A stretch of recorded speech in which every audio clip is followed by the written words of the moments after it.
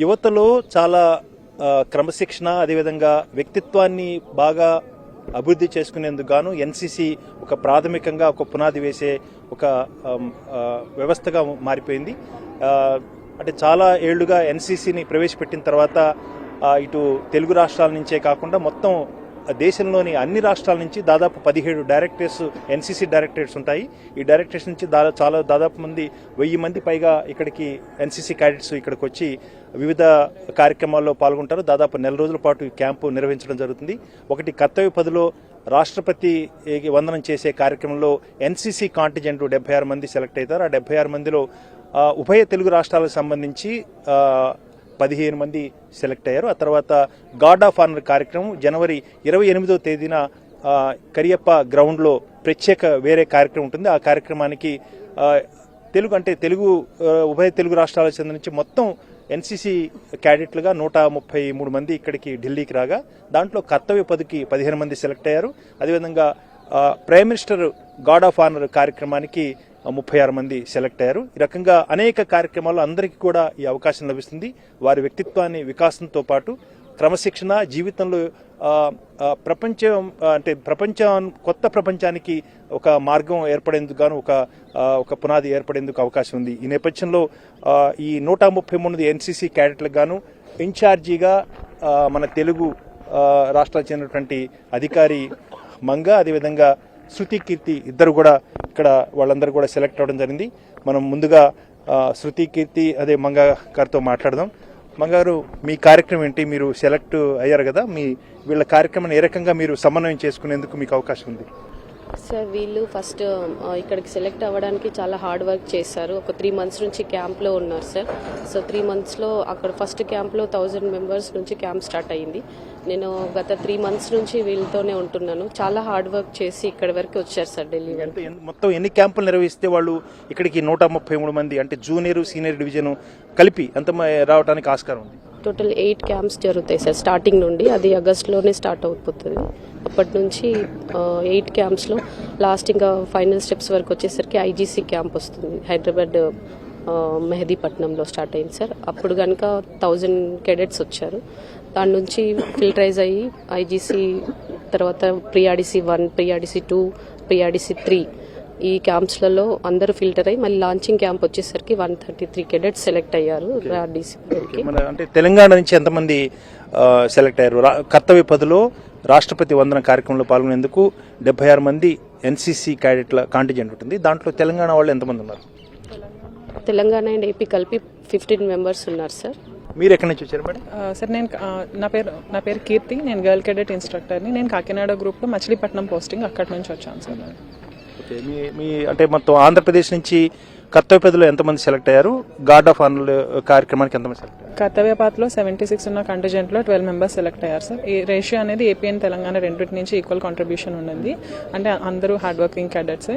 మిగతా వాళ్ళు రిజెక్ట్ అయ్యారంటే వాళ్ళు హార్డ్ వర్కింగ్ కాదు అని కాదు, మనకున్న వేకెన్సీస్ అంతే కాబట్టి ఇంకా అది తీసుకున్నారు, బెస్ట్ తీసుకున్నారు. ఇంకా గార్డ్ ఆఫ్ ఆనర్ అయితే 10 members సెలెక్ట్ అయ్యారు సార్. గార్డ్ ఆఫ్ ఆనర్ అనేది 2 దగ్గర జరుగుతుంది సార్. ఇక్కడ రిపబ్లిక్ డే పిఎం ర్యాలీకి జరుగుతుంది, వేరే సెలెక్షన్ ఉంటుంది. అందులో 12 members సెలెక్ట్ అయ్యారు. ఇక్కడ మొత్తం కంజెంట్ చేస్తుంది సార్. మీకు ఇన్స్ట్రక్టర్ గా మన తెలుగు ఆఫీసర్ గా ఉన్నారు కదా, కంటిజెంట్ కమాండర్ గా. సార్, మీ పేరు, మీరు ఎక్కడి నుంచి వచ్చారు? సార్, నా పేరు వచ్చి నేను లెఫ్టినెంట్ కర్నల్ దినేష్ అండి. మా సొంత ఊరు వచ్చి పుంగనూరు, చిత్తూరు డిస్ట్రిక్ట్ అండి. మీ బాధ్యతలు ఏంటి ఇక్కడ? సార్, నేను వీళ్ళందరికీ ఆఫీసర్ ఇన్ఛార్జ్ అండి. నా కంటింజెంట్ కమాండర్ అంటారు. నా డ్యూటీ వచ్చి వీళ్ళందరి బాగోగులు చూసుకోవడం, వీళ్ళ వెల్ఫేర్ చూసుకోవడం, వీళ్ళకి ట్రైనింగ్ ఇవ్వడం, వీళ్ళ సెలెక్షన్ నుంచి వీళ్ళతో పాటు ఉన్నాను సార్. ఫర్ మా లాస్ట్ 3 months నుంచి నేను వీళ్ళతోనే ఉన్నాను సార్. పొద్దున, రాత్రి, మధ్యాహ్నం అంతా వీళ్ళతోనే. వీళ్ళ ట్రైనింగ్ నా మొదటి బాధ్యత వచ్చి వీళ్ళ ట్రైనింగ్. వాళ్ళని సేఫ్గా అక్కడి నుంచి తీసుకొని రావడం, మరి ఇక్కడ నుంచి అక్కడికి మళ్ళీ సేఫ్గా తీసుకెళ్ళి వాళ్ళ డైరెక్టరేట్కి కానీ, వాళ్ళ గ్రూప్ కానీ, వాళ్ళ పేరెంట్స్కి కానీ హ్యాండ్ ఓవర్ చేయడం నా ముఖ్య కర్తవ్యం. మీరు ఏ రకంగా ఎలాంటి హార్డ్షిప్స్ అంటే ఎలాంటి కష్టాలు వీళ్ళు ఎన్సీసీలకు ఎదుర్కొనే ఆస్కారం ఉంది?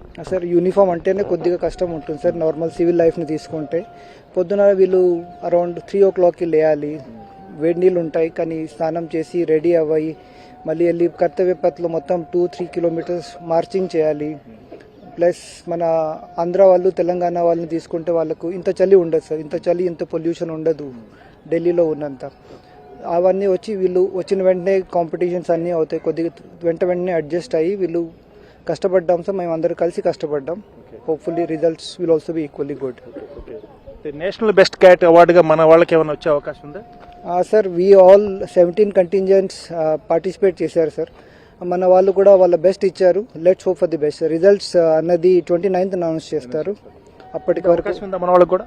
ఉంటుంది సార్, కష్టపడ్డాం కదా, పిల్లల కష్టం. స్టూడెంట్స్తో మాట్లాడదాం.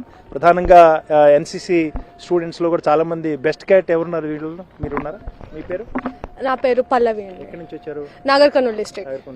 బెస్ట్ క్యాట్ అంటే ఎట్లా బెస్ట్ క్యాట్? మీకు ఏం ఎగ్జామ్ పెట్టారు మీకు? ఎగ్జామ్ అనేది ఒకటే కాకుండా బెస్ట్ క్యాడెట్ అంటే అన్నిట్లో బెస్ట్ ఉండాలి కాబట్టి ఫైరింగ్లో కానీ, డ్రిల్లో కానీ, నాలెడ్జ్లో కానీ, మనం మాట్లాడే విధానంలో కానీ, మనం ఇతరులకు ఇచ్చే రెస్పెక్ట్లో కానీ అన్నింటినీ కలిపి దాని మార్క్స్ అన్ని యావరేజ్ చేసి లాస్ట్కి రిజల్ట్ చెప్తారండి. మీరు నేషనల్ బెస్ట్ క్యాట్ అవార్డుగా పోటీ పడే అవకాశం ఉందా? ఉందండి. Senior division. అవునండి. ఓకే. ఇంకా ఎవరున్నారు? ఇంత అంటే కల్చరల్ ప్రోగ్రామ్స్ లో కానీ, డాన్స్ కానీ, పాటలు కానీ పాడేవాళ్ళు ఎవరైనా ఉన్నారా? మొత్తం మీ కండిజెంట్లో పాటలు పడతావా?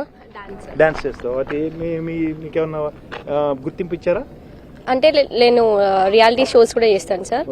సో డాన్స్ లో లైక్ డిఫరెంట్ స్టైల్స్ వెస్టర్న్ దీని ద్వారా. ఓకే. ఇక్కడ కల్చరల్ ప్రోగ్రామ్స్ లో పాల్గొన్నారా? Yes sir. స్టార్టింగ్ లో మళ్ళీ ఇప్పుడు పిఎంఆర్ కూడా ఇస్తుంది. ఓకే. మీరు ఎక్కడి నుంచి వచ్చారు? సార్ నా పేరు తేజస్వి, నేను హైదరాబాద్ నుంచి సార్. ఇక్కడ నేను 3 ఈవెంట్స్ లో సెలెక్ట్ అయ్యాను. YEP, youth exchange programme, PM rally, ఇంకా aero model briefers sir. Aero model briefers అంటే ఏఐబిఎస్సి మేము ఏదైతే ఎయిర్వింగ్ లో ఏరో మోడల్స్ చేస్తామో దాని గురించి వచ్చిన ప్రతి ఒక్క గెస్ట్ కి మేము బ్రీఫింగ్ ఇచ్చాము. నా మోడల్ తేజస్ సార్. నేను తేజస్ గురించి బ్రీఫ్ చేశాను. డిస్ప్లే చేసి దాన్ని ఫ్లై చేశారా? లేదు సార్, అది స్టార్టింగ్ మోడల్స్, అవి జస్ట్ రెప్లికాస్ మాత్రమే. దాని గురించి అంటే తేజస్ ఎక్కడి నుంచి వచ్చింది, India origin, Hindustan aeronautics limited చేసింది కాబట్టి అవంతా మేము బ్రీఫింగ్ ఇచ్చాం సార్ ప్రతి గెస్ట్ కి. యూత్ కాంగ్రెస్ కి మీకు సెలెక్ట్ అయ్యారు కదా, మీరు వేరే కంట్రీకి ఏమైనా వెళ్తారా? ఎట్లా యూత్ ఎక్స్చేంజ్ కి? Yes sir, youth exchange program కి కూడా నేను ఎగ్జామ్ అటెంప్ట్ ఇచ్చాను. అది అనేది రిజల్ట్ యూనిట్ కి డైరెక్టరేట్ కి వచ్చేస్తుంది సార్. అంటే మీరు చాలా మంది ఉన్నారు కదా, మీ ఏ రకంగా ఎన్సీసీ మీకంటే చూసిన తర్వాత దాదాపు అయిపోవచ్చింది, 26వ తారీఖున కర్తవ్య పదిలో పార్టిసిపేట్ చేస్తారు. తర్వాత ప్రైమ్ మినిస్టర్ ర్యాలీ ఉంది, కల్చరల్ ప్రోగ్రామ్స్ లో పాల్గొన్నారు, ఇతర రాష్ట్రాల నుంచి వచ్చినటువంటి క్యాడెట్స్ కూడా చూశారు. మీకేమనిపించింది? ఎన్సీసీ వల్ల మీకు ఏ రకంగా ప్రయోజనం కలుగుతుందనే ఒక భావన కలిగింది? ఇక్కడ 17 డైరెక్టరేట్స్ అనేవి వచ్చాయి. సో ప్రతి ఒక్కరి కల్చర్ చూడడం కానీ, వాళ్ళ భాష కానీ, వాళ్ళు వేసే విధానం కానీ, కల్చరల్ ప్రోగ్రామ్ కానీ, వాళ్ళు ప్రతి ఒక్క డైరెక్టరేట్ని ఎలా రిప్రజెంట్ చేస్తారో అవన్నీ చాలా కొత్తగా, చాలా యూనిక్గా అనిపిస్తాయి. పైగా మనం ఆంధ్ర అండ్ తెలంగాణ టీం, మనం కూడా ఇక్కడ ఇప్పుడు మన కల్చరల్ ప్రోగ్రామ్ చూసుకుంటే ఇక్కడ లంబాడి ఇంకా కూచిపూడిని అయితే రిప్రజెంట్ చేశారు. మన వాళ్ళు చాలా అందంగా పాడతారు, ఇంకా చాలా గుడ్ పర్ఫార్మెన్స్ ఇచ్చారండి. ఇప్పుడు బాయ్స్ ని కూడా మాట్లాడి చూద్దాం. ఏ కల్చరల్ ప్రోగ్రామ్స్ చేశారు? సార్ నేను పాట పాడడంలో పాల్గొన్నాను. ఇక్కడికి వచ్చాక మేము భారత్ అని మనము తెలుగు సాంగ్ లో కాకుండా సంస్కృతిలో ఇంకా హిందీలో ఇక్కడ వచ్చి రిప్రజెంట్ చేశాము. అండ్ దానికి శ్రీధర్ సార్ కొరియోగ్రాఫ్ చేశారు. ఏది పాడు నువ్వు పాడిన పాట పాడు ఇక్కడ. ఓకే. హిమ పన్నగ భూషణ భారతి జయ జయ జాగృతి అజరామర దీప్త పయోనిధి పరిపూర్ణ పావని శుభ స్వాగత శాంతమయీ కరుణాదాయినీ జయ మే జయ వైశ్వమయీ వరదా మేదినీ ధీరత్వ శూరత్వ ధాతృత్వ ప్రేమత్వ సంసేవిత భారతి. ఇంకా మీరు దీంట్లో పార్టిసిపేట్ చేశారా? నేను కూడా సింగింగ్ లోనే పార్టిసిపేట్ ఏం చేశారు? సేమ్ సాంగ్ లోనే పార్టిసిపేట్ చేసా. సాంగ్ కాకుండా ఇక్కడ బాలే అని ఇంకొక ఈవెంట్ ఉంటుంది. దాని లోపల బేసికలీ మనం ఒక థీమ్ ని రిప్రజెంట్ చేస్తూ ఒక కథను డాన్సింగ్ సాంగ్ రూపం లోపల నృత్య రూపం లోపల మనం దాన్ని అందరికి ఎక్స్ప్లెయిన్ చేయాలి. సో మనకు వచ్చేసి ఈసారి మన దేశపు ఆపరేషన్ సింధూర్ గురించి అండ్ మన దాని డీటెయిల్స్ గురించి మనం రిప్రజెంట్ చేసాం బాలే లోపల.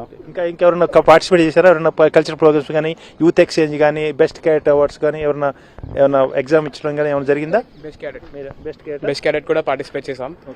బేసికలీ బెస్ట్ క్యాడెట్ అంటే మనకు 5 ఈవెంట్స్ ఉంటుంది. ఒకటి వచ్చేసి ఫైరింగ్ ఉంటుంది, రిటర్న్ సబ్జెక్ట్ ఉంటుంది, పరేడ్ అంటే డ్రిల్ ఉంటుంది. దాని తర్వాత మనకు గ్రూప్ డిస్కషన్ ఇంకా ఇంటర్వ్యూ కూడా ఉంటుంది. నేను ఎయిర్ ఫోర్స్ వింగ్ లోపల HD కేటగిరీ లోపల నేను రిప్రజెంట్ చేశాను. ఇతను నా జూనియర్, నా జేడీ. నేను జూనియర్ డివిజన్ లో రిప్రజెంట్ చేశాను ఆంధ్రప్రదేశ్ తెలంగాణని.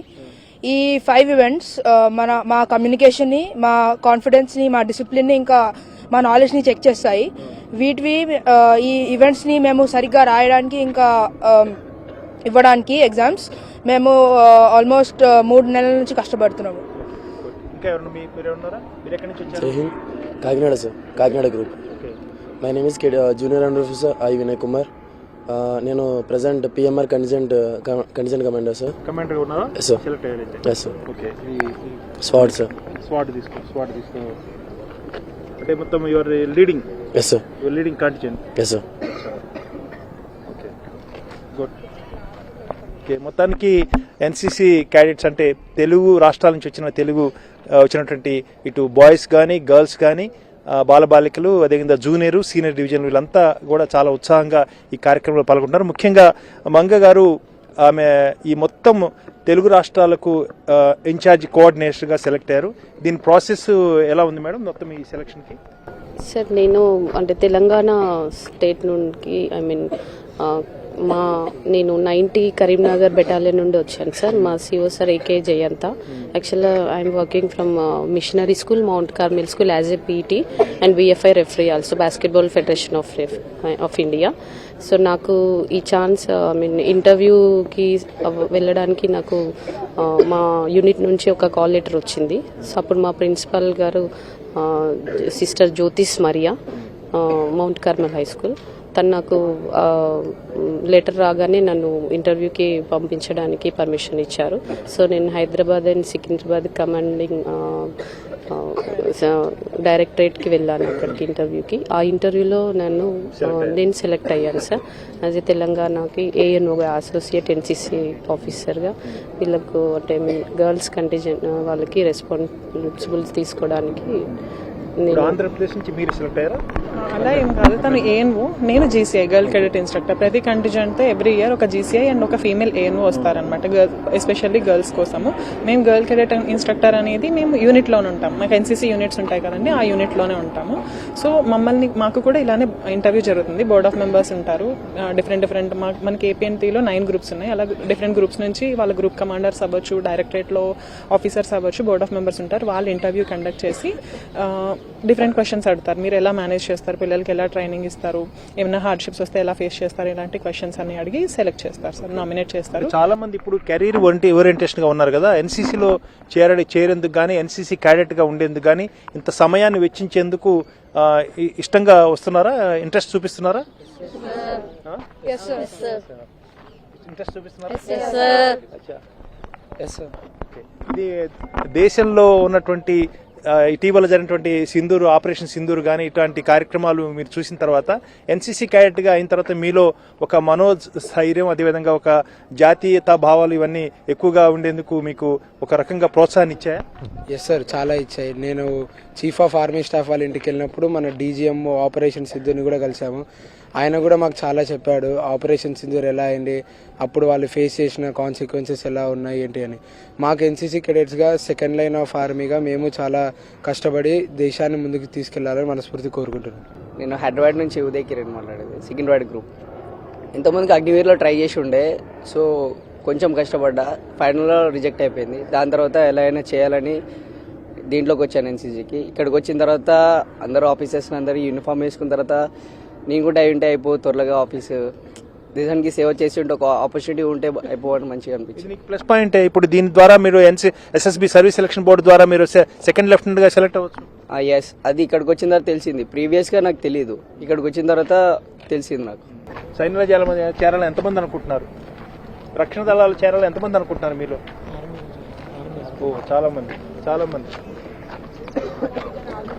అందరూ చేరాలనుకుంటున్నారా? గర్ల్స్ కూడా చేరాలనుకుంటున్నారా? ఎంతమంది చేరాలనుకుంటున్నారు? అందరూ.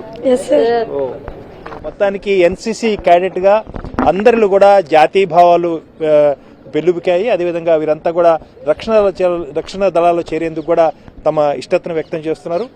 పూర్తిగా ఈ ఎన్సీసీ క్యాంపు ద్వారా అనేక అంశాలు నేర్చుకున్నామని, అదేవిధంగా జాతీయ భావాలతో పాటు క్రమశిక్షణ, అదేవిధంగా వ్యక్తిత్వ వికాసానికి ఇది ఎంతో ఖచ్చితంగా దోహదపడుతుందని, తద్వారా తమ జీవితాల్లో మరింత అభివృద్ధిని సాధించేందుకు అవకాశం ఉందన్న ఒక ఆత్మవిశ్వాసాన్ని కూడా వ్యక్తం చేస్తున్నారు. వీళ్ళందరికీ కూడా మనం బెస్ట్ ఆఫ్ లక్ చెప్దాం. అదేవిధంగా ఎన్టీవీ వనిత తరఫున మీ అందరికీ కూడా best of luck, all the best, wish you good luck and have a bright future. Okay, మొత్తం మేడం నేను కూడా ఇక్కడ రావడానికి చాలా గర్వకారణంగా ఉంది సార్. ఇంత దూరం ఢిల్లీ పరేడ్కి మేము సెలెక్ట్ అయ్యి వీళ్ళకి కంటిజెంట్తో పాటు రావడం చాలా గర్వకారణంగా ఉంది సార్. మాది జగిత్యాల నుంచి ఢిల్లీ వరకు వచ్చాను అంటే అది so proud to the NCC and nation. మీరు మీ ఆంధ్ర నుంచి కూడా ఎక్కువ మంది స్టూడెంట్స్ ఇష్టపడుతున్నారా ఎక్కువగా? కాంపిటీషన్ ఉంటుంది సార్. ఎవ్రీ ఇయర్ ఎన్రోల్ చేస్తాం కదా, కాంపిటీషన్ ఉంటుంది. ఒక 50 వేకెన్సీస్ ఉంటే 200-300 cadets వస్తారు, మమ్మల్ని జాయిన్ చేసుకోండి అంటే చాలా కాంపిటీషన్. అంటే ఈ లాస్ట్ 5 years నుంచి ఎక్కువ సోషల్ మీడియా వచ్చిన దగ్గర నుంచి అవేర్నెస్ పెరగడం, దాని నుంచి వచ్చే బెనిఫిట్స్ పెరగడం, పేరెంట్స్లో కూడా అవేర్నెస్ క్రియేట్ అవ్వడం వల్ల ఎక్కువ ఎన్రోల్మెంట్కి చేస్తున్నారు. మేము కూడా ఎన్రోల్మెంట్ వేకెన్సీస్ పెంచడానికి ట్రై చేస్తున్నాం. తెలుగు రాష్ట్రాల గవర్నమెంట్కి కూడా మేము చాలా కృతజ్ఞతలు చెప్తున్నాం సార్. అండ్ ఇక్కడికి రావడం మా సీసీ గారు, contingent commander colonel Dinesh Kumar sir, మేమంతా ఒక 3 months నుంచి చాలా కష్టపడి ఇక్కడికి కెడెట్స్ తీసుకొచ్చి చాలా జాగ్రత్తగా వాళ్ళకున్న ఏదైతే మార్గదర్శకాల నుంచి ఆ వేలో నడిపించడము, వాళ్ళని ప్రతి దాంట్లో ముందుకి నడిపించడము, అండ్ డిసిప్లిన్ అండ్ యూనిటీ కూడా చాలా బాగుంది sir. And we are so proud to be an Indian NCC. మొత్తానికి మంగ గారు కానీ లేకపోతే శృతికీర్తి కానీ అదేవిధంగా ఆఫీసర్ దినేష్ గారు కానీ వీళ్ళంతా కూడా మన తెలుగు రాష్ట్రాలకు చెందినటువంటి ఎన్సీసీ క్యాడెట్లకు క్రమశిక్షణ అదేవిధంగా పెరేడ్ ఏ రకంగా చేయాలని ఒక శిక్షణ ఇవ్వడంలో పూర్తి స్థాయిలో తమ యొక్క శక్తి సామర్థ్యాలను ఇక్కడ వినియోగించడం జరిగింది. వారు చాలా డెడికేటెడ్గా ఇక్కడ పనిచేయడం జరిగింది. వీరంతా కూడా భవిష్యత్తులో గొప్పవారు కావాలని మనం అందరం కూడా ఆకాంక్షిద్దాం. అదేవిధంగా ఈ ఎన్సీసీ క్యాంపు ద్వారా మిగిలిన అంటే ఇతర యువతకు అదేవిధంగా యువతి యువకులకు విద్యార్థులకు కూడా మంచి ఒక ప్రేరణ స్ఫూర్తిని ఇచ్చే విధంగా వీరంతా కూడా తమ జీవితాల్లో మరి అభివృద్ధి సాధించేందుకు అవకాశం ఉందన్న అభిప్రాయం. అదేవిధంగా వీళ్ళు సాధించే విజయాలు ఇతరులకు కూడా స్ఫూర్తిదాయకంగా ఉండాలని మనందరం కూడా ఆకాంక్షిద్దాం. ప్రసాద్, ఎన్టీవీ, వనిత, న్యూఢిల్లీ.